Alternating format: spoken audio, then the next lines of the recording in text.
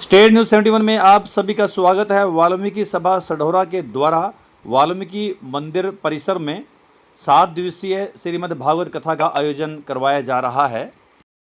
संगीत में श्रीमद् भागवत कथा में प्रसिद्ध कथावाचक युवा योगेश चमोला द्वारा कथा वाचन किया जा रहा है। श्रीमद् भागवत कथा का समापन 15 जून को होगा। श्रीमद् भागवत कथा के चौथे दिवस श्री दुर्गा सभा के अध्यक्ष मुकेश कुमार अग्रवाल बोबी, श्री शिव गणपति सेवा मंडल के अध्यक्ष नरेश बक्सी, रमेश जिंदल, काका सैनी एवं महिला पार्षद श्रीमती संगीता ठकुराल विशेष तौर पर कथा स्थल पर पहुंचे। आयोजकों द्वारा आए हुए अतिथियों का सम्मान पटका पहना कर किया गया। तो आइए चौथे दिवस की कथा वाचन देखते हैं। तो डबल आपको लाभ मिलने वाला है। तो आज हमारे बीच में बहुत से गणमान्य व्यक्ति आए हुए हैं जिनका सम्मान हमारे ये भाई जो प्रयास करके इतना बढ़िया आयोजन कर रहे हैं, करना चाहते हैं।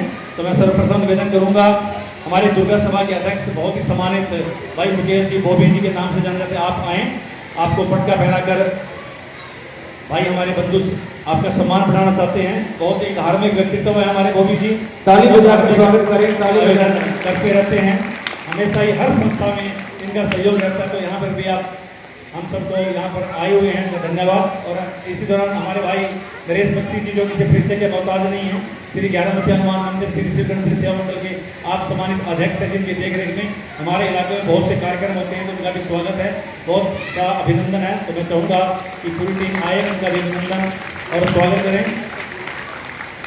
इसी प्रकार से मैं चाहूँगा श्री रमेश जिंदल जी, जिंदल टेंट हाउस के जिन्होंने बहुत बढ़िया सुबह से मीठे ठंडे जल की छबील लगाई हुई थी। आप भी श्री 11मुखी हनुमान मंदिर और श्री शिव गणपति सेवा मंडल जुड़े हुए हैं, आपका भी बहुत बहुत अभिनंदन है। जिंदल साहब का स्वागत है।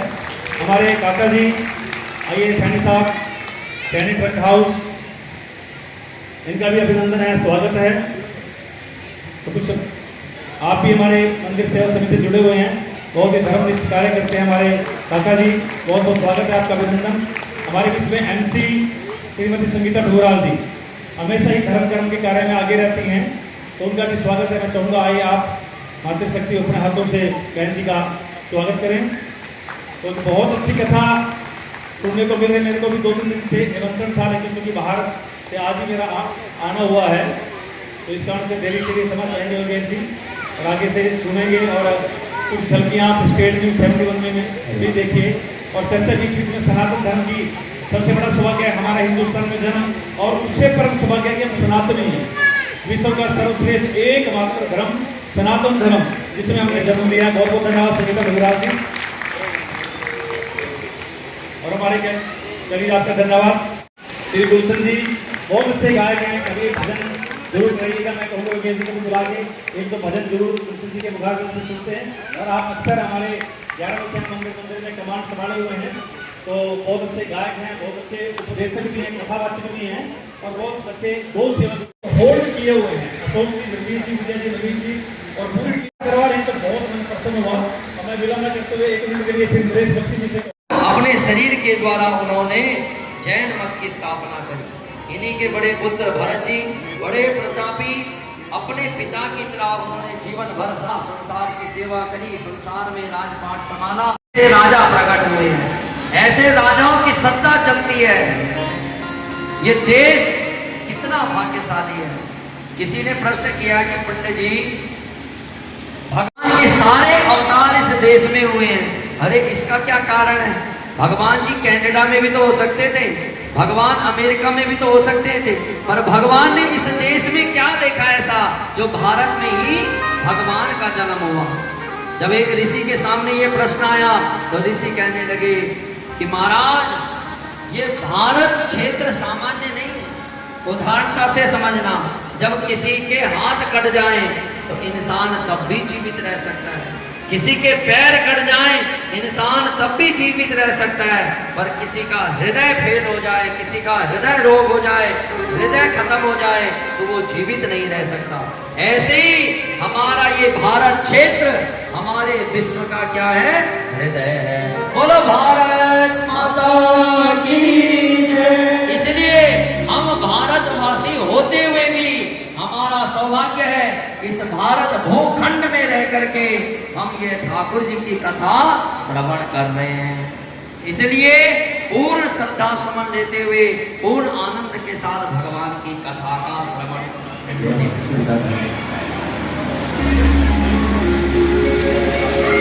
ऋषभदेव जी जिनके पुत्र हुए भरत बड़े प्रतापी राजा, मुक्ति क्षेत्र में इनका प्राकट्य हुआ। मुक्ति क्षेत्र में रह करके इन्होंने तपस्या करी, अपने घर परिवार कुटुंब का त्याग करके जंगल में पहुंचे, एक कुटिया बनाई और कुटिया में रह करके तपस्या करने लगे।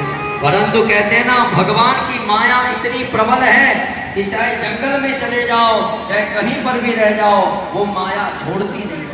इसलिए आज भरत जी महाराज अपनी कुटिया में बैठ करके तपस्या कर रहे थे। अकस्मात एक मृग पहुंच गई, एक मृगनी आई जो गर्भवती थी। जैसे ही मृग के बच्चे को बचाने के लिए पहुंचे, उस मृग के बच्चे को जल से बाहर निकाला। जैसे ही जल से बाहर निकाला तो भरत जी महाराज उसको अपनी कुटिया में लेकर के आ गए। उस बच्चे ने पहली बार भरत जी को देखा तो उस मृग के बच्चे ने सोच लिया कि यही मेरे माता और यही मेरे पिता है। भरत जी महाराज उस मृग के बच्चे में इतने आनंदित हो गए कि भरत जी के हृदय में वो मृग का बच्चा चिपक गया। आज भरत जी महाराज माला लेकर के भगवान का पूजन करने के लिए बैठते तो अकस्मात मृग का बच्चा आकर के कभी हाथ चाट लेता तो कभी गोद में आकर के बैठ जाता। भरत जी को क्रोध चढ़ता, परंतु जब मृग के बच्चे को देखते भरत जी तो हृदय कहने लगता, अरे इसके ऊपर क्रोध करके क्या करूंगा, इसका माँ बाप नहीं हूं, इसके माँ बाप नहीं हो। तो तुरंत अपनी माला छोड़ देते और भरत जी उस मृग के बच्चे की सेवा करने लग जाते। उनके झुंड के साथ और उन्हीं के साथ चला गया। जैसे भरत जी ने देखा कि आज मेरा मृग का बच्चा नहीं आया तो यत्र तत्र अन्यत्र ढूंढने लगे, पर कहीं पर मृग का बच्चा नहीं मिला। भरत जी इतने दीवाने, इतने पागल हो गए उस मृग के बच्चे में कि बरगद से पूछने लगे कि अरे बरगद भैया, आपने मृग का बच्चा देखा? साक्षात सूर्य भगवान से पूछ रहे हैं कि हे सूर्य भगवान, आपने मेरे मृग के बच्चे को देखा? याद रख लेना माताओं, चाणक्य कहता है कि अति सर्वत्र वर्जय। किसी भी चीज की अति अच्छी नहीं होती। चाहे ममता है, भोजन भूख लगी है मैं आपको और आप भयानक भूखे हो और आप आकर के कहो महाराज जरा मुझे भोजन कराओ, तो वो आपको बढ़िया भोजन करा दे, सुंदर रोटी खवा दे, सुंदर सब्जी खवा दे, आपका पेट भर जाए तो आपको भैया जी बस बहुत हो गया। दूसरा व्यक्ति कहे नहीं महाराज, मेरा आपके प्रति प्रेम बहुत है, आपको 2 रोटी तो और खानी पड़ेगी। अब आप उसके प्रेम में 2 रोटी खा तो लोगे पर आपका मन नहीं होगा। इतने में दूसरा व्यक्ति आके फिर कहे महाराज आपका मेरे प्रति भी बहुत प्रेम है, आपको 2 रोटियां और खानी पड़ेगी। आप कहोगे महाराज मेरा पेट फुल हो चुका है, अब इससे अतिरिक्त मैं खा नहीं सकता। और दूसरा कहेगा नहीं आपको खाना पड़ेगा। तो प्रेम के मारे आपको खाना पड़ेगा, परंतु जो भूख, जो अन्न आपको जीवन देने वाला, वही आप अन्न आपका विनाश का कारण भी बन सकता है। बोलो वृंदावन बिहारी। भरत जी ममता का त्याग करके घर से आए थे, अपने बच्चे का त्याग कर दिया, अपनी धर्मपत्नी का त्याग कर दिया, अपने परिवार का त्याग करके मुक्ति क्षेत्र गंडकी नदी पर आए, परंतु उस ममता ने वहां भी नहीं छोड़ा। और आज भरत जी उस मृग के बच्चे में इतने दीवाने हो गए कि भरत जी ने अपने शरीर का त्याग कर दिया उस मृग के बच्चे में। और शास्त्र का नियम है अंते मति सौगति, अंत में जिसका दर्शन करके आप मृत्यु को प्राप्त हो गया आपका वही जन्म होगा। गरुड़ पुराण में लिखा है, स्कंद पुराण में भी लिखा हुआ है कि जो व्यक्ति अंतिम समय पे जिस चीज का दर्शन करता है उसका अगला जन्म उसी में होता है। जो स्त्री को देख करके मरेगा उसका अगला जन्म स्त्री का प्राप्त होगा, जो पुरुष को देख करके मरेगा उसका अगला जन्म पुरुषत्व को प्राप्त होगा। इसलिए हमारा शास्त्र कहता है कि अंते नारायण स्मृति, भाई जितना हो सके कि अंत समय तक नारायण का स्मरण बना रहे, बना रहे, बना रहे। पर भरत जी क्या था, भरत जी ने संसार का तो त्याग कर दिया, भगवान के भजन के लिए बैठे थे, पर बुद्धि में वो मृग का बच्चा बैठा और अंते नारायण स्मृति की जगह पर अंते मृग स्मृति हो गया। अगला जन्म मृग का बन गया। जब भरत जी मृग के चक्कर में मृग बनना पड़ गया तो माताओं हमारी क्या स्थिति होगी? हमारी जब मृत्यु का समय आता है ना तो हम क्या करते हैं? हम अपने बेटे को भी बुलाते हैं, अपनी बेटी को भी बुलाते हैं, अपने परिवार को भी बुलाते हैं और कहते हैं कि अरे बेटा, अरे बेटी, अरे परिवार वालों हम जा रहे हैं। अब परिवार तो रोएगा क्योंकि तुम्हारा मतलब है, तुम्हारे से मतलब है, इसलिए रोएगा। परिवार भी रोएगा, तुम भी रोओगे, तो अगला जन्म तुम्हारा रोता हुआ ही पैदा होगा। जब इंसान के बच्चे का जन्म होता है तो जब तक वो रोएगा नहीं तब तक डॉक्टर साहब क्या कहते हैं? वो सही नहीं है। संसार में जितने भी जीव जंतु हैं, जब उनकी मृत्यु का समय आता है तो वो अपने घर का त्याग कर देते हैं। शास्त्र में लिखा गया है जब सर्प की मृत्यु का समय आता है तो 18 दिन पहले अपने बिल को छोड़ देता हो। 18 दिन पहले ऐसे स्थान पर पहुंच जाएगा जहां पर उसको कोई ना देख सके। यदि आप उसको उठा करके नीचे भी लाओगे तो वो सांप फिर उस बिल में पहुंच जाएगा। कोई गाय है, चाहे जानवर है, चाहे कोई भी बंदर, पर दुर्भाग्य है इस इंसान का, जब मरने का समय आता है तो अपने परिवार को भी बुलाता है, अपने कुटुंब को भी बुलाता है। पर हमारे महर्षियों ने क्या बोला कि इंसान के 4 आश्रम हैं, गृहस्थ, ब्रह्मचार्य, गृहस्थ, वानप्रस्थ और संन्यास। ये 4 आश्रम हैं।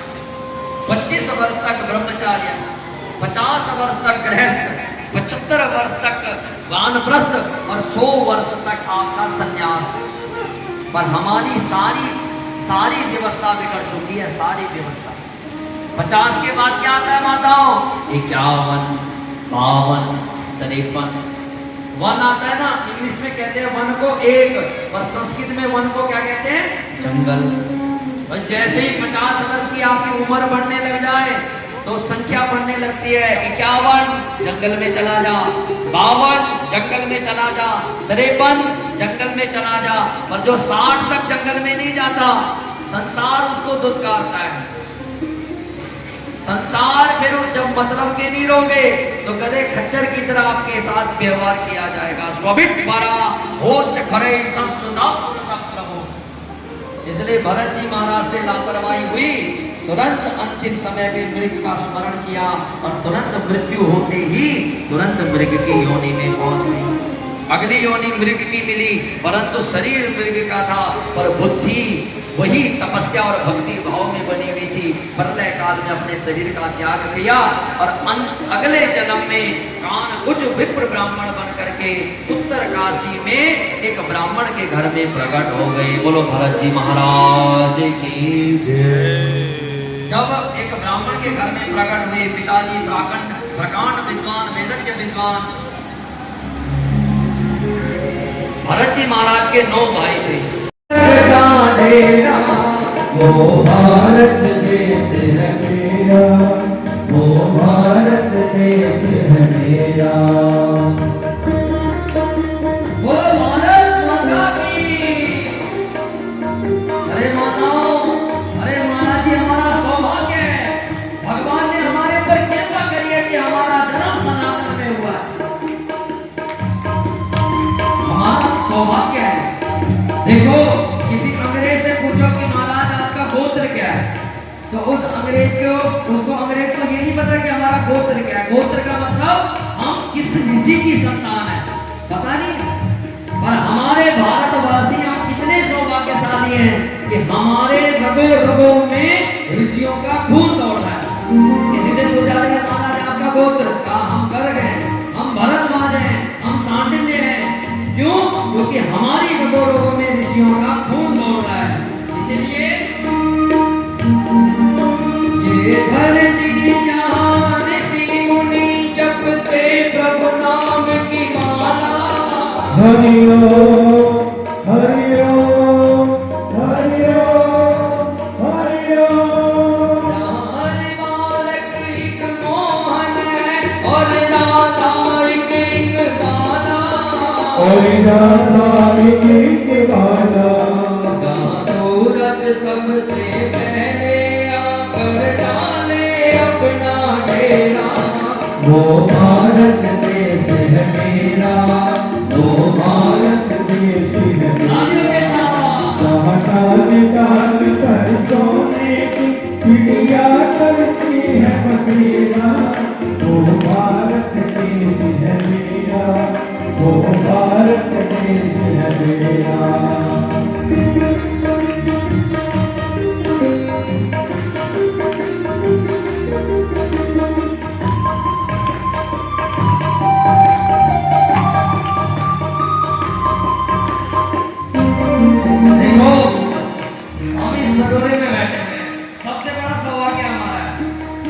गंगा में स्नान करने का मन हो तो अपनी गाड़ी में बैठो 2 घंटे में हरिद्वार, यमुना में स्नान करने का मन हो तो 1 घंटे में यमुना मैया के पास, सरस्वती में स्नान करने का मन हो तो आधे घंटे में आध बदरी।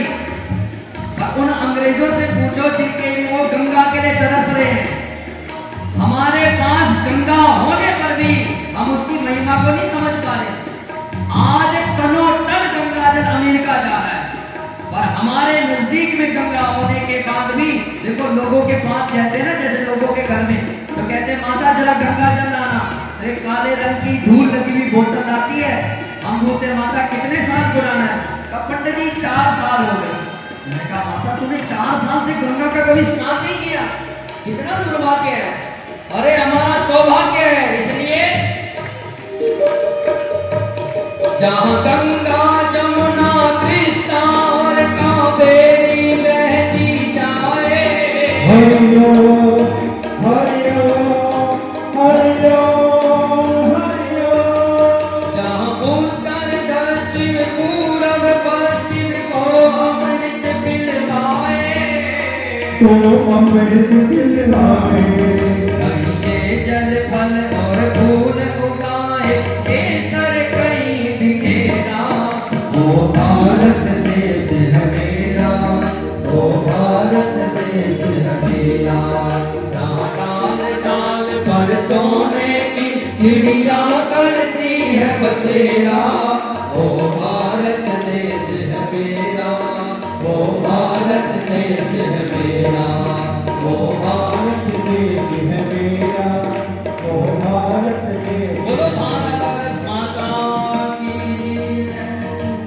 इसलिए 8वें के 8वें से तुम्हें भय है, मेरे पास 8 संतानें जितने भी होंगी वो मैं सब तुम्हें अर्पण कर दूंगा।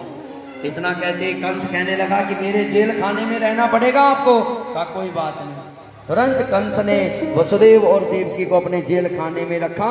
तुरंत भगवान की कृपा से प्रथम अवसर पर देववती संतान आई तो तुरंत वसुदेव जी ने देवकी की आंखों में हाथ रख दिया।